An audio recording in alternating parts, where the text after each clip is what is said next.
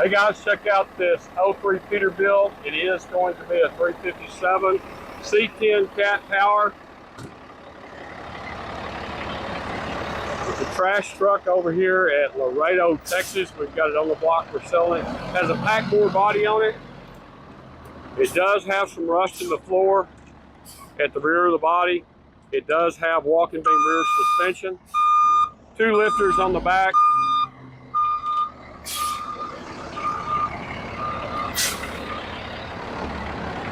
We put a battery on it. It's been sitting for a little while.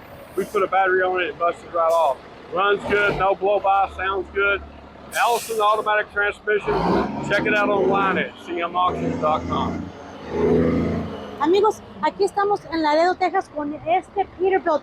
Es modelo 357. Tiene el motor Cat Motor. Visítenos en cmauctions.com. Es modelo 357 con 180,000 millas. 180,000 miles. 180,000 millas. Visítenos en cmauctions.com aquí desde Laredo, Texas.